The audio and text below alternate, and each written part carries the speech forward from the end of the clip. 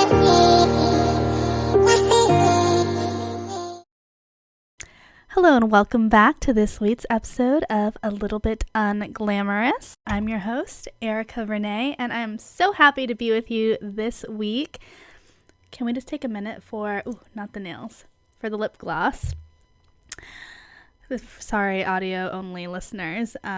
So this is the Maybelline Lifter Gloss. They just came out with these new shades, and I hopped on it and had to have all of them because I'm a psychopath. And it's the Gummy Bear collection, I believe. This one's in shade Bubblegum. It's a cute Barbie pink, which will lead me into my first topic, the Barbie movie that I saw last week. But first, my nails. There's a reason why I don't have nails on today, because if you know me, you know, although I love typing very fast, I always have my nails done, and doing nails, my own nails, is kind of like therapeutic to me. But this week, it's finally here. I'm going to see Taylor Swift this weekend in LA, and I am so freaking excited, and I am stressed because I have so many bracelets to make. My mom is killing it with the bracelets. She's been working in Taylor's sweatshop every single night, and right now I'm filming this podcast and I need to edit it, and I just have so many hobbies. It's so funny. I was thinking about this today. While I was at work, I was not stressed, but thinking about, okay, I'm taking this vacation this weekend, and typically I get all of my side hobbies coordinated during the weekend. And so I've been trying to figure out how to get everything done and on time and coordinated. So I've been trying to figure out how I'm going to get everything done so I can take a weekend off without being too stressed about it. And while I was at work today, I was laughing to myself thinking, okay, it's almost like my second job that I don't get paid for. I just do it for fun. I mean, it's a labor of love, and I love doing this podcast. It really does require a lot of time, a lot of effort, and planning. So I'm very happy that you're here with me today. And back to the nails. I did my Taylor Swift nails, a recreation of them. Here they are on the little nail stands, but her famous Eras nails. I did them when they first released the photo, and I had to do them for tour. So I'm waiting to put them on until the last minute. Until then, I'm just going to type swiftly, pun intended, type swiftly during the week at work. And also, another segue about the concert, I had ordered this outfit. I found a retailer on Etsy, and it was someone who makes replicas of her merch and famous outfits that she's worn. And I was toying with so many different outfit ideas. I really wanted something sparkly. I loved that dress she wore for the, I don't know why I want to say 1989, but it's that other guy that she was dating, the band that he was in, 1979. Their band, she opened for them and played Anti-Hero on guitar, and she wore this really cool dress with these sky-high Louboutin heels. Looked amazing, and I wanted something like that, but then I thought, it might be a little too cold or a little much for a concert atmosphere because it was like metal. The whole dress was kind of made out of this metal reflective material, so I figured maybe that won't be comfortable. I thought about doing a lavender haze moment with the jacket, but I figured that might be a little too hot for the summertime and a little bit too frumpy looking on me. I want to look cute at the concert. I've seen so many people hand make outfits, and that's just, I don't have the time for something like that. It's something I would consider doing though, but some people have handmade, I've seen a couple different people hand make her Lover bodysuit, which is covered in sequins, rhinestones, freaking gorgeous. That would be my second dream outfit to wear. It's beautiful, but I've seen so many people with it. I'm almost glad I went with the option I did, just because I haven't seen very many people wear it in the photos actually, which is surprising to me. It's a simple outfit. So I'm going to go as anti-hero Taylor. And I was pretty stoked because I was able to find the top and the shorts with the rhinestones, and it's made to look exactly like it. I tried it on. I got the tights that she wears for tour, so the only thing I kind of haven't figured out is the shoes. I kind of want to go sparkly cowboy boot style because I figured why not when in Rome, but it kind of doesn't go with the outfit, so we'll see. I know the lines are going to be so chaotic, so I want to wear something that I'm kind of comfortable in, but my ass is already going to be out, so. It's Monday night. I just spent a few hours compiling my notes for this podcast, so I think a drink is definitely deserved. I have my Cutwater Vodka Mule, the best canned drink on the market. All of the other ones are quite strong. This one's pretty strong as well, but it's my favorite drink that Cutwater makes. And fun fact, they're actually based out of San Diego. So, looping back to Barbie movie. So I saw the Barbie movie last week. I'm really disappointed that the theater I went to didn't have the little Barbie box that you could stand in, because a lot of my friends had the Barbie photos, but I went. It was pretty affordable, the theater I went to, and going was an experience. It was fun on one hand, and on the other hand, it kind of reminded me why I don't love to go see movies in theater, especially movies that were just released in a packed theater. I think I've only been in a super packed theater like that maybe a few times, but you know when the theater is packed and you're all seeing a movie that is the movie of the season everybody wants to see, and people are screaming and shouting and woohooing at like all the random parts, and it just makes it really hard for me to experience the movie when people are being so disruptive. It kind of ruins it for me a little bit, but overall, it was a lot of fun. I really enjoyed the movie. I think Margot Robbie is the perfect Barbie. Ryan Gosling, and I've said it before, he's the Ken I did not know I needed, and I didn't know that he sang in the movie as well. He's got a pretty good voice, but he has a hilarious song. They do this whole Grease rendition dance moment with all the Kens, and it's really funny. I thought the whole premise of the movie was very heartwarming. The cast, 10 out of 10, amazing. So without spoiling the movie, it's very heavily based on the double standards between men and women, but it is done in a very cute and fun way. You can tell that the director really wanted to make a point, but I still thoroughly really enjoyed the movie. It had some fun, hilarious moments, and it had some really sad moments too. That Billie Eilish song, oh my gosh, it gets me every time. It is such a good song, and the music video in that song is amazing. If you haven't seen it, it's Billie Eilish, and she's just sitting in a room which appears to be an empty classroom with one old school style classroom chair that she's sitting in, and she has this like large lunch box that she pulls out little miniature versions of her outfit she's worn to certain events, and she's hanging them up on this little doll-sized stand as all around her suddenly a storm is happening and it's raining and all of the outfits are blowing everywhere, and she looks sad, and she's dressed as Barbie. She's looking at all these outfits that she was judged for wearing in the past, which if you don't follow Billie Eilish for a long time, and Billie Eilish is really young. I don't even think she's 21 yet, but she became really big when she was probably 16. I think that's when she first had her big hit Ocean Eyes, which I love. And she used to wear baggy, big clothes, cover herself up. And later she since came out and said the reason why she did that is because she didn't want to be sexualized in the eye of the public, which I thought was very interesting. And I thought the music video was very interesting too, because normally women are discriminated against for the opposite way of dressing. So I thought that was very fascinating. However, looping back to this little TikTok that I saw, and it was about the actors and how much they got paid. So Margot Robbie got paid an astounding, which I don't even know if it's that astounding if you account for how much the Barbie movie grossed, which I don't know off the top of my head. Although I did hear that their marketing budget was larger than the movie itself, which is crazy. And I believe it because everywhere you see is Barbie right now. So Margot Robbie was paid $12.5 million for the Barbie movie. And interestingly enough, Ryan Gosling was paid the same amount.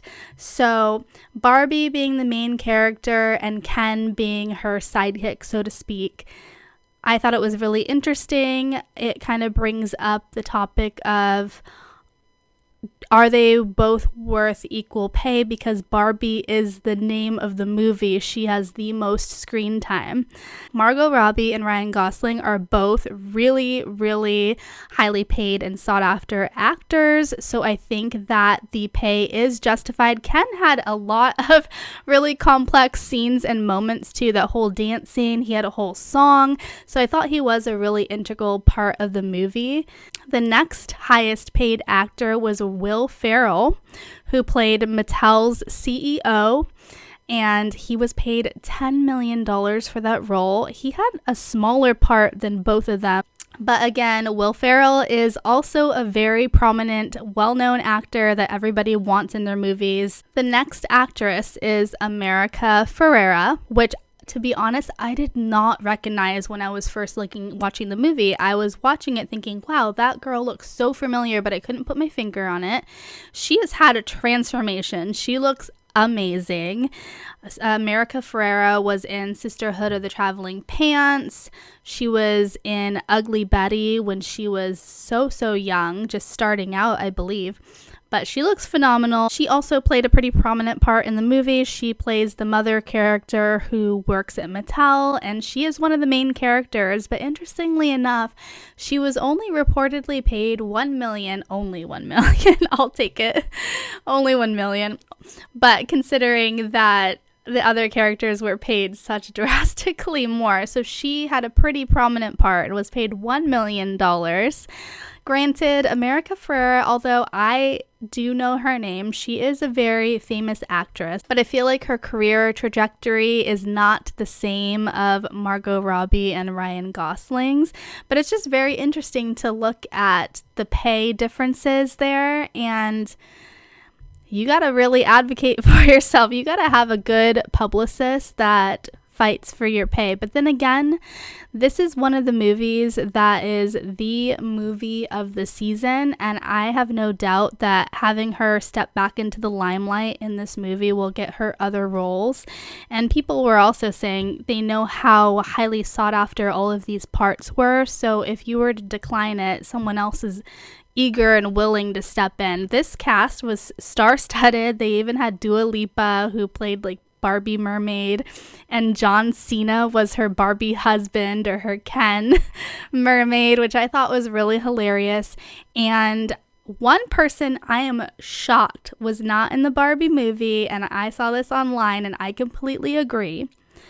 The quintessential Barbie of the 2000s. Do we know who I'm talking about right now? The one and only Paris Hilton. She is Barbie. I can't believe that she didn't at least make a cameo in the movie. So I thought the Barbie movie was really cute. I would even watch it again, maybe in the privacy of my own home, so I could really enjoy it. And it is Margot Robbie's highest grossing movie to date. So go Margot. Ooh, my God. I wonder if you could hear my neck just crack. Oh my God. So the extent of my weekend was pretty much prepping for Taylor Swift, doing these nails, and making sure my newsletter was done because I am taking Friday off, taking Monday off. I am really doing the damn thing, and I'm so excited. So the newsletter is ready to go.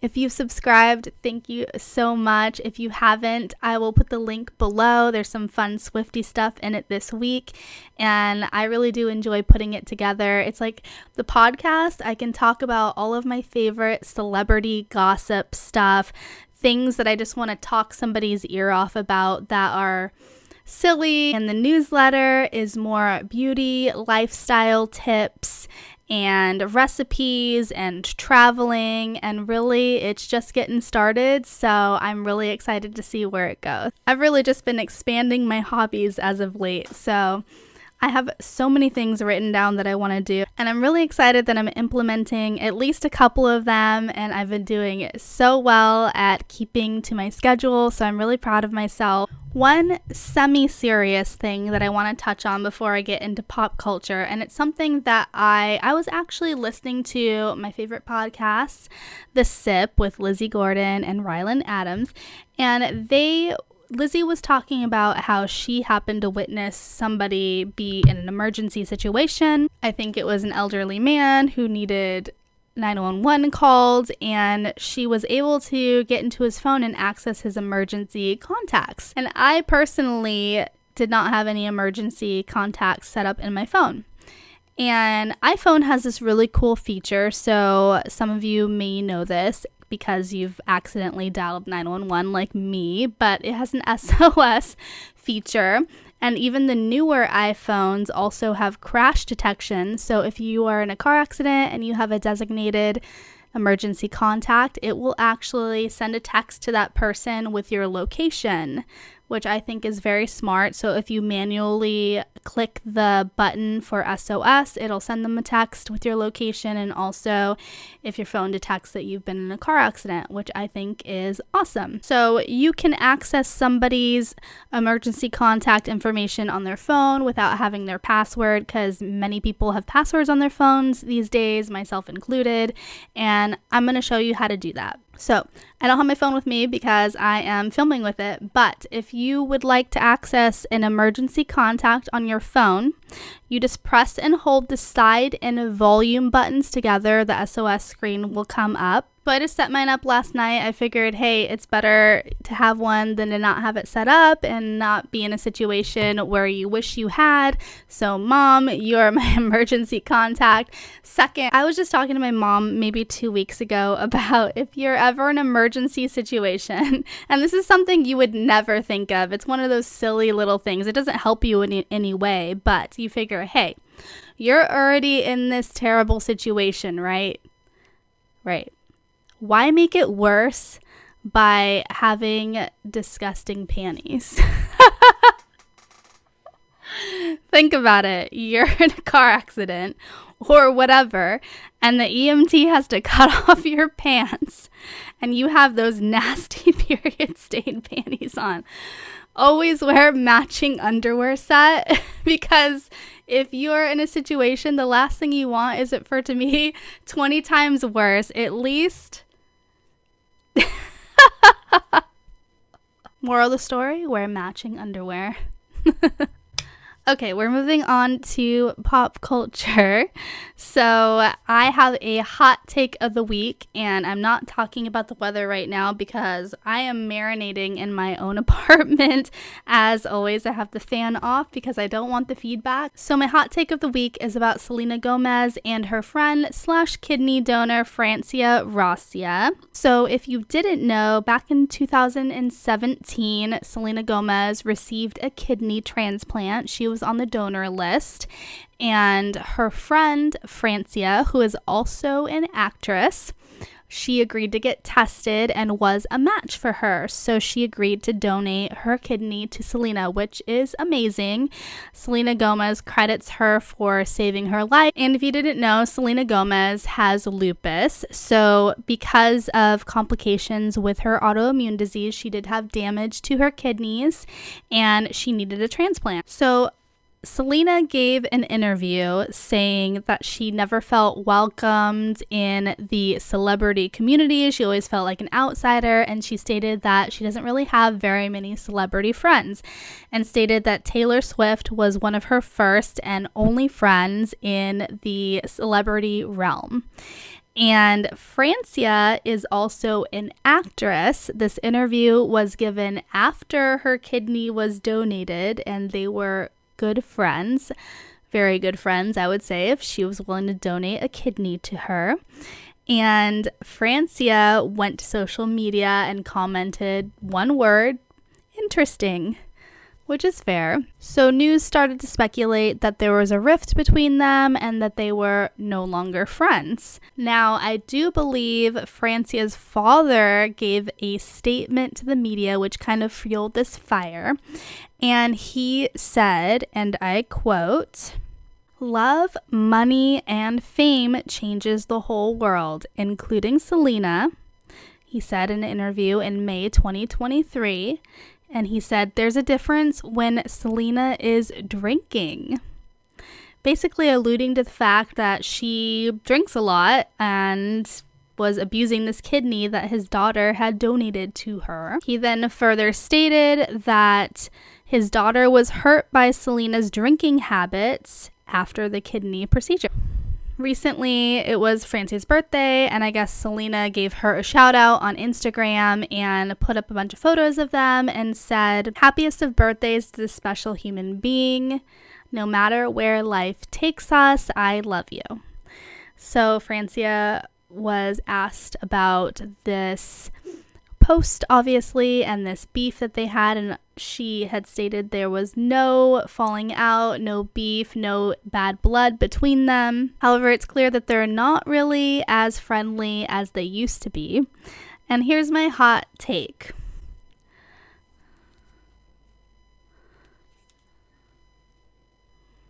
So apparently Francia has since come out and said that she didn't really know what she was getting into when she agreed to donate this kidney, which is fair. It's a very major procedure that you just don't take lightly and agree to lightly. However, if your friend is there dying, what are you supposed to do? You know, she felt this obligation to her friend to help her out, which is an amazing thing. However, the kidney is donated. The kidney has been, it's exited your body. Selena has this kidney now. It belongs to Selena. She can do whatever she wants. Do I think Selena is an alcoholic? Absolutely not. She has a second chance at life with all things, including having a drink. That's her kidney. It didn't come with a prenup. You can't decide what she does with it after you give it to her. That kidney's divorced you and it's moved on, girl. I saw something recently about Jeffree Star. And I know the internet blew up a few years ago with Jeffree Star and Shane Dawson and the age where everyone was getting canceled for everything. And arguably Jeffree Star was being a mean girl. Although his makeup brand, on point, those liquid lips, no better formula in the market. But we don't like a mean girl anyway. So since he has moved to Wyoming and basically done a complete 180, lives life more low-key than he did. And I was always curious what his reception to people of Wyoming would be, because he is a very LA typical gay man in the plains of Wyoming who is opening a makeup store with meat. So he opened a store recently. It's called Jeffree Star Makeup and Meat. He has hundreds of yaks on his ranch that he purchased out in Wyoming, and he decided to expand his makeup store and also sell yak meat. He sells meat to many restaurant chains, so they make yak burgers with his meat. He's a businessman, a really good one at that. But I was always curious how people there would perceive him, because he does wear his matching Louis Vuitton jumpsuits and he has his nails done to the nines. His wig is snatched. And apparently it's not all sunshine and daisies, because the other day he was on social media and said he was driving on the road and one of his neighbors tried to run him off the road. And he basically got on Instagram and said, if anything happens to me, it was my neighbor. I'm filing a police report. And I think that's very scary, especially when you're in the middle of nowhere. I can't imagine the police are as easily as accessible in Wyoming. Has he been a mean girl in the past? Yes. Does anybody deserve hate crimes against them? Absolutely not. And that being said, I hope his neighbor is prosecuted because that is disgusting and scary, to say the least. So Kylie Jenner, one of the queens of plastic surgery, came out and said that she finally admitted she got a boob job at 19, which she had denied in the past, and she also had denied getting her lips done for the longest time. She had said she just overlined them, and she was terrified in interviews that people were going to ask her about her plastic surgery because she would have to lie about it. But she has since said that she would be very disappointed if her daughter would want to get any sort of plastic surgery, which I think is interesting. Obviously, she's changed a lot since becoming a mom. Considering the Kardashian brand is looking flawless, and the fake boobs and the fake butt, and it just seems very interesting to me because she is presenting herself in one way and then saying something else, which I can understand that nobody wants their daughter to get plastic surgery done without really thinking it through. So another celebrity has had something thrown at them while they were performing. Cardi B was recently in Las Vegas, I believe this last weekend, and she was on stage performing and somebody threw their drink at her. It's on video. And if you know Cardi B, you don't fuck with Cardi B, okay? She does not stand for that shit. She stares them dead in the eye and chucks her microphone at them. And I think that's hilarious. I would be terrified to do that. But if you followed Cardi B for a while, if you don't recall, she and Nicki Minaj have a very public feud, and they were both seen on the red carpet together. And people had to physically restrain them apart so they wouldn't attack one another. I think it was more so on Cardi B's behalf. Nicki Minaj was like, what the hell is going on right now? Cardi B physically took off her shoe and threw it at Nicki. So she has a history of doing this kind of thing. However, this was provoked. That she did not deserve to have a drink thrown on her, and she reacted. You fuck around, you find out. That's how I feel about it. So apparently she's officially a suspect in a battery case after the incident, which I think is outrageous. At that point, could anybody just provoke somebody on stage hoping they did something? Then again, Cardi B has enough money to throw at no pun intended. Cardi B has enough money to throw at anything to make it go away. So I was watching a Netflix movie the other night. I swear I've watched nearly all of them. If you have Netflix recommendations, please send them over to me because I swear I just watch way too much Netflix, I guess. So the other night I was watching 5 Year Engagement, which was it was an okay movie. It was kind of depressing. It's exactly what you would think that it was. And they brought up the singer Duffy. Who remembers Duffy? She was really big in, 2011? She sang that song Mercy. And I was like, I'm begging you for mercy. Why won't you release me? I'm begging you for mercy. That girl. That was a good song, too.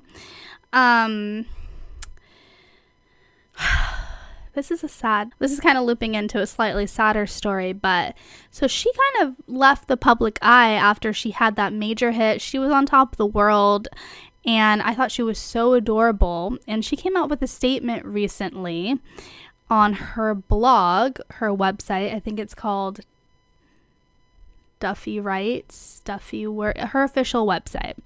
And I remember coming across it a while ago now, maybe a few months ago, and I was shocked. And this was before I had the podcast or anything like that. And watching this movie kind of made me think about it again. I wanted to talk about it because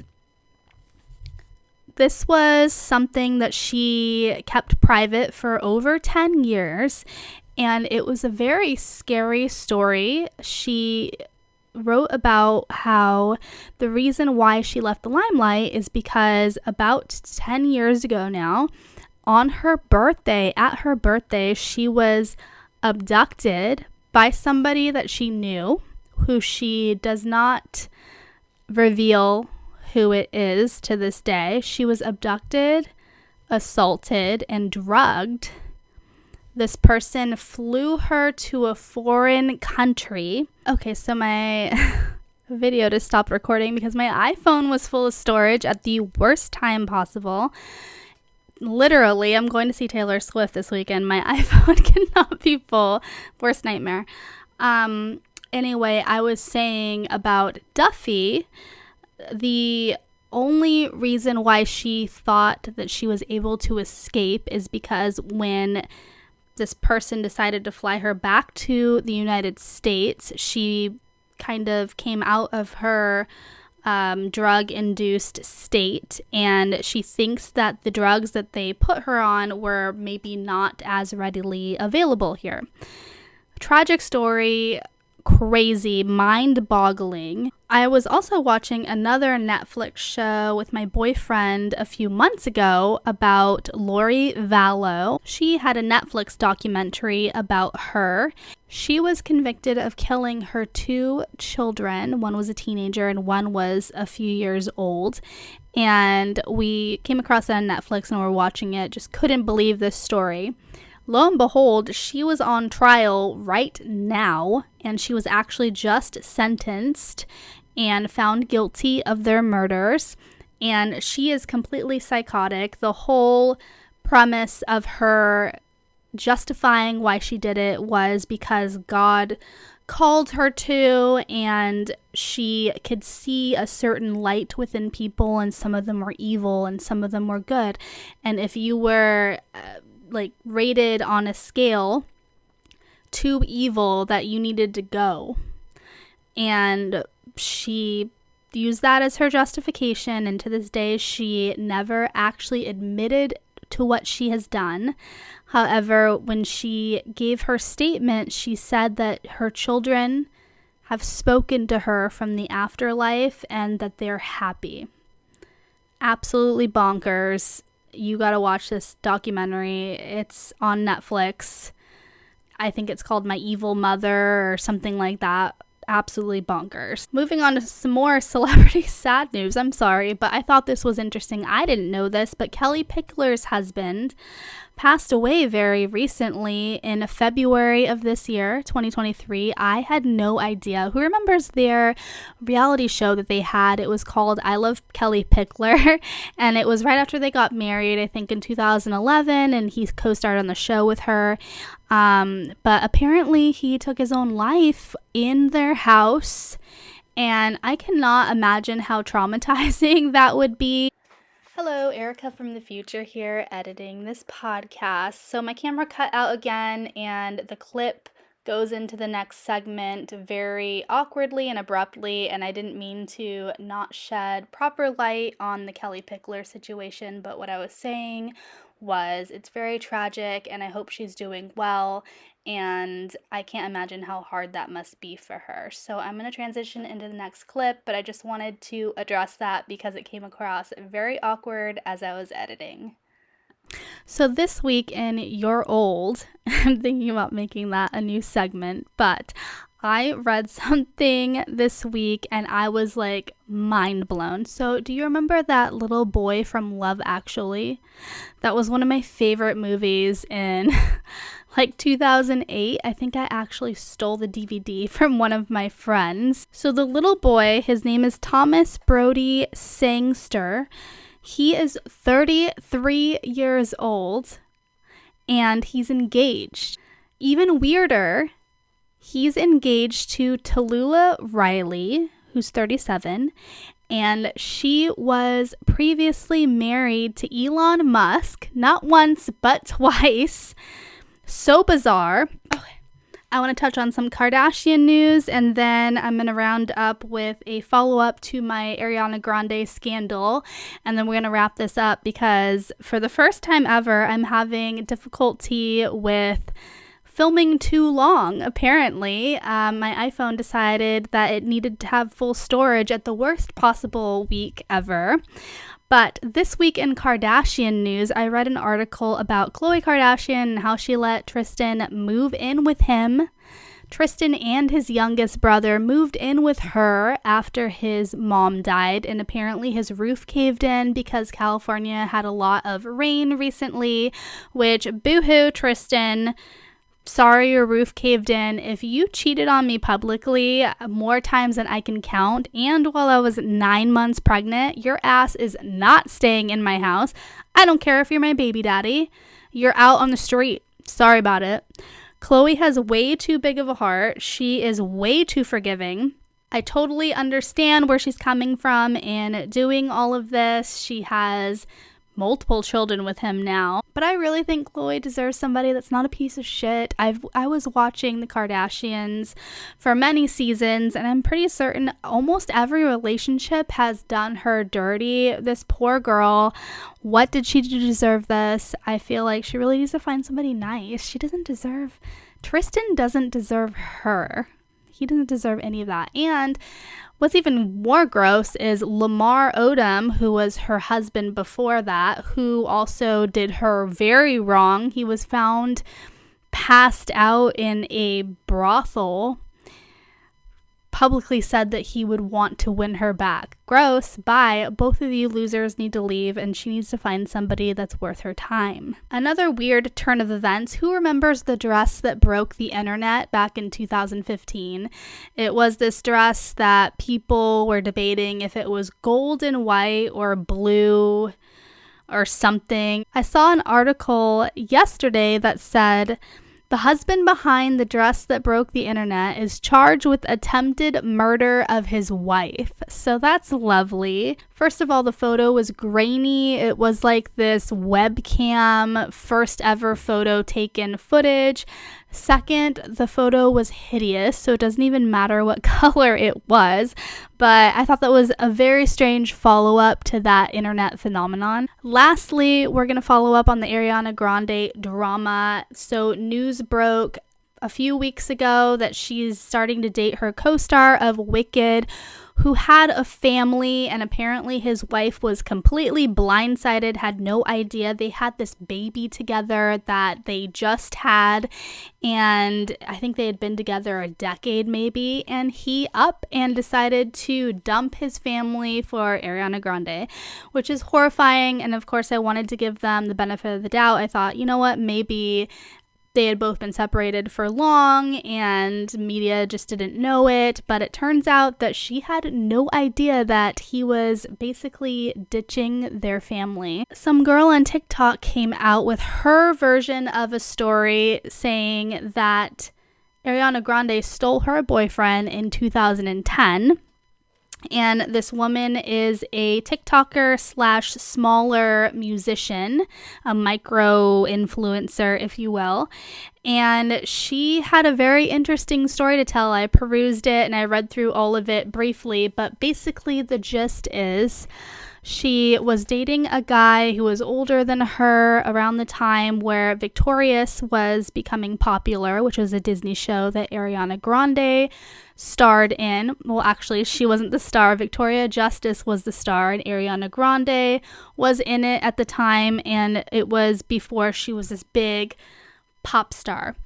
And apparently this man worked on the show. Little did she know, he was canoodling around with Ariana Grande in her dressing room and basically just lying behind her back. So the girl figured that this guy was being shady and reaches out to Ariana Grande. I guess they were friends on Facebook. They all knew one another.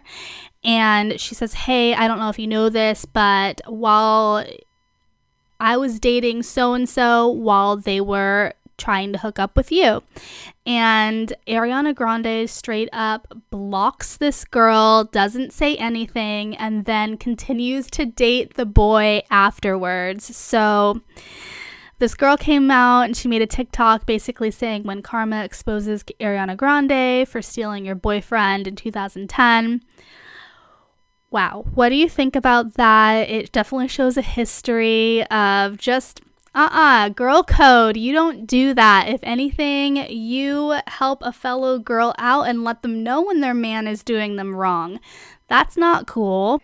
Editing Erica again, I have to interject and say something I just thought of, but I remember in Naya Rivera's memoir, she also accused Ariana Grande of stealing her fiance at the time, Big Sean. She said in her memoir that she came home and she found Ariana Grande in her bed or on her couch, and I cannot believe that I forgot about that. So that's just crazy. Let me know what you think. I'm going to have to wrap it up here before my phone decides to freak out and say that the storage is over. But I hope you enjoyed this episode. As always, I'm your host, Erica Renee. Please subscribe to my newsletter if you feel so inclined to. And trust me, next week is going to be all about Taylor Swift. I'm just letting you know now. It's going to be a breakdown of the tour. I cannot wait. And you'll hear about it next week. Thank you so much for joining me. I'll see you in next week's episode. Bye, guys.